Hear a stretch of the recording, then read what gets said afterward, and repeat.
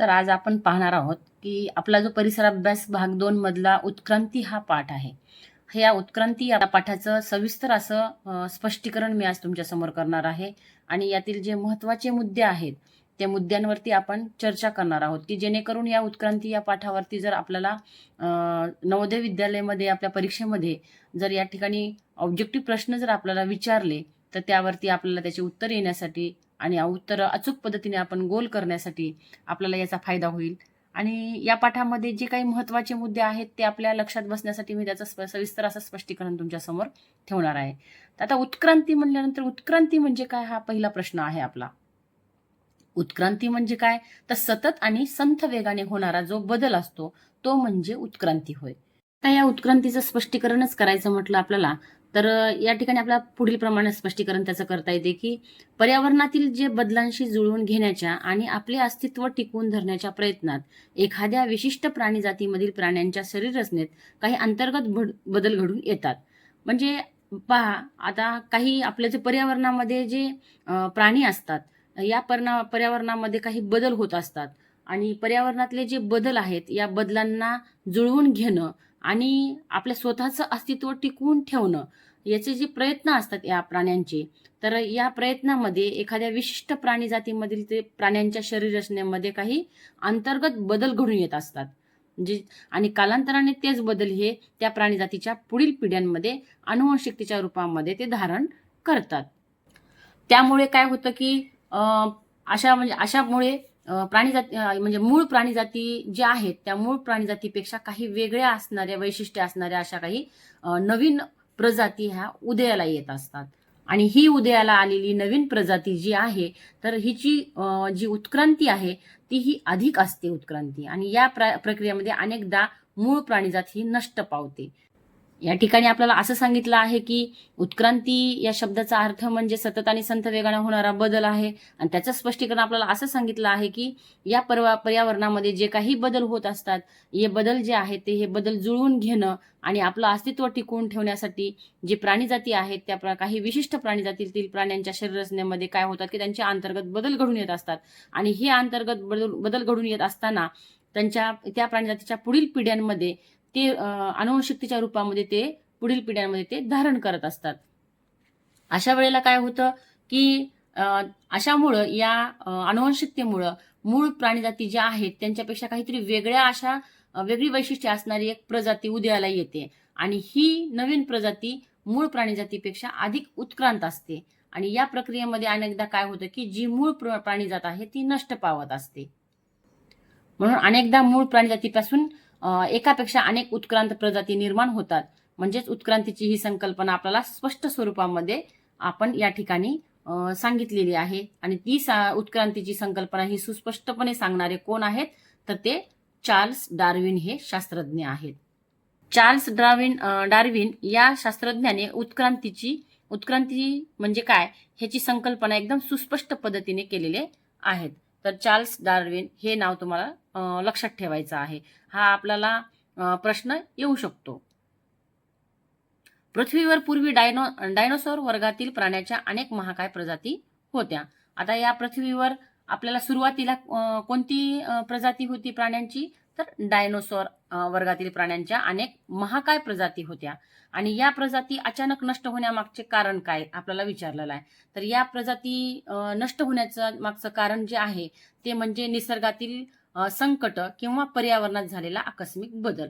आता हे कसे होते डायनोसॉर बघा अशा अनेक प्रकारचे हे डायनोसॉरच्या प्राणीजातीमधील यांची जे विविध प्रजाती आहेत डायनोसॉरच्या ह्या पहा हा डायनोसॉर वेगळा हा डायनोसॉर वेगळा हा डायनोसॉर वेगळा हा आहे वेगळा आणि हाही वेगळा म्हणजे याच्या विविध प्रजाती आहेत ह्या डायनोसॉरच्या.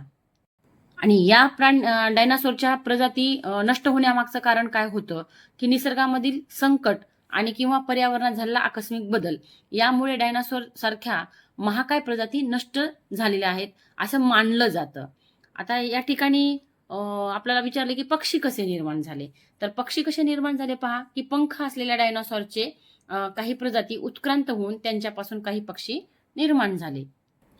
हे पहा हा डायनासॉरचा सांगाडा आहे आणि पंख असलेला डायनासोरचे कल्पनाचित्र आहे. हे काहीतरी कल्पनाचित्र आहे. हे अशाच पद्धतीचा डायनासोर पंख असला असावा असा नाही, तर हे कल्पनाचित्र काढलेलं आहे.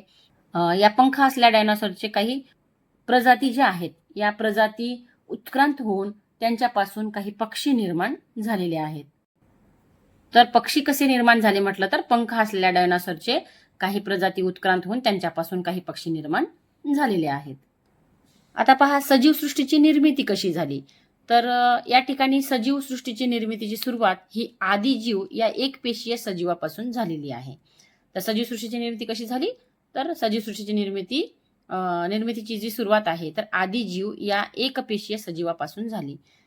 आपल्याला या ठिकाणी आपल्याला प्रश्न सुद्धा येऊ शकतो की सजीव सृष्टीची निर्मिती कशी झाली, तर पर्यायामध्ये आपल्याला आदिजीव या एकपेशीय सजीवापासून झालेली आहे हे आपल्याला माहीत असावं. आणि याच एकपेशीय सजीवापासून बहुपेशीय सजीव निर्माण झालेले आहेत. आता वनस्पती आणि प्राण्यांची निर्मिती कशी झाली पहा. वनस्पती आणि प्राण्यांची निर्मिती ही बहुपेशीय सजीव हळूहळू उत्क्रांत झाले आणि या प्रक्रियेतून वनस्पती व प्राण्यांची निर्मिती झालेली आहे. तर या ठिकाणी वनस्पती कशा निर्माण झाल्या, प्राण्यांची निर्मिती कशी झाली, तर जे काही एकपेशीय सजीवापासून जे बहुपेशीय सजीव तयार झाले होते आणि या बहुपेशीय सजीव हळूहळू उत्क्रांत झाले आणि या प्रक्रियेमधून वनस्पती आणि प्राण्यांची निर्मिती झालेली होती. आता प्राण्यांच्या उत्क्रांतीचे टप्पे. तर पहिला टप्पा आहे अपृष्ठवंशीय सजीव आणि दुसरा टप्पा आहे पृष्ठवंशीय सजीव. तर या अपृष्ठवंशीय सजीवामध्ये सजीव म्हणजे कोण असतात, तर पाठीचा कणा नसलेले म्हणजे अपृष्ठवंशीय आणि पाठीचा कणा असलेले म्हणजे पृष्ठवंशीय सजीव. आता पाठीचा कणा नसल्यामध्ये उदाहरणामध्ये आपल्याला गोगलगाय सांगता येते आणि पृष्ठवंशीय सजीवामध्ये जे आहेत ज्याला पाठीचा कणा आहे तर त्याच्यामध्ये जलचर येतात, उभयचर येतात, पक्षीवर्ग येतात आणि सरपटणारे प्राणी येतात आणि सस्तन प्राणी सुद्धा येत असतात. तर याच्यामध्ये जलचर म्हणजे जे पाण्यात राहणारे आहेत, उभयचर म्हणजे पाण्यात आणि जमिनीवर दोन्हीकडे राहतात आणि पक्षी जे आहेत सर्व काही पक्षी वर्ग आहेत आणि सरपटणारे प्राणी जे जमिनीवर आहेत ते सरपटणारे प्राणी पण याच्यामध्ये पृष्ठवंशीयमध्ये येतात ज्यांना पाठीचा कणा आहे आणि सगळे सस्तन प्राणी याच्यामध्ये सुद्धा येतात. आता सस्तन प्राणी म्हणजे कोणतं, पृष्ठवंशीय प्राण्यांच्या वर्गातील सर्वात अधिक उत्क्रांत टप्पा म्हणजे सस्तन प्राणी होय. आता पृष्ठवंशीय प्राणी आपण वर पाहिलेले आहेत, तर त्या ठिकाणी जलचर आहेत, उभयचर आहेत, सरपटणारे आहेत. हे जे पृष्ठवंशीय प्राणी आहेत त्या पृष्ठवंशीय प्राण्यांच्या वर्गामध्ये जो आपला सस्तन प्राणी हा जो प्राणी आहेत, हे सस्तन जे प्राणी आहेत हे कसे आहेत, अधिक उत्क्रांत आहेत. आणि आपल्याला व्याख्या सांगताना काय म्हटलं की पृष्ठवंशीय प्राण्यांच्या वर्गातील सर्वात अधिक उत्क्रांत टप्पा म्हणजे हा सस्तन प्राणी होय. आणि सस्तन प्राण्यांची वैशिष्ट्ये काय आहेत की ते पिल्लांना जन्म देणे आणि काही काळ त्यांना अंगावरचे दूध पाजणे हे त्यांचे 2 सस्तन प्राण्यांचे वैशिष्ट्य आहेत. आता ह्या सस्तन प्राण्यांमध्ये हा बदक चोचा हा एक प्राणी आणि हा मुंगी खाऊ हा एक सस्तन प्राणी. ह्या 2 प्राण्यांना जर ह्या 2 प्राणी काय करतात की यांच्या वैशिष्ट्यामध्ये थोडा बदल आहे, यांना अपवाद आहे कारण हे अंडी घालत असतात. त्यानंतर आपण काय पाहणार आहोत की मानव सदृश्य वानर. आता या ठिकाणी मानव सदृश्य वानर कसा आहे, मानवाशी साम्य असणारा वानर म्हणजे यालाच ॲप वानर म्हणतात. आता हे सुद्धा आपल्याला लक्षात ठेवावं लागणार आहे की मानव सदृश्य वानराला आणखी दुसरे नाव काय आहे, तर ॲप वानर असं सुद्धा म्हणतात.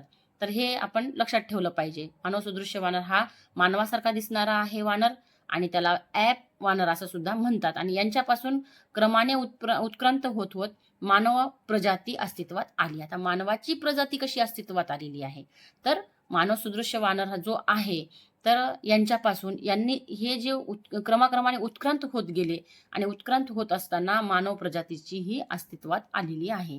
आणि हे आपण प्रथम कुठं पाहिलेलं आहे, हे आफ्रिका खंडामध्ये घडलेलं आहे.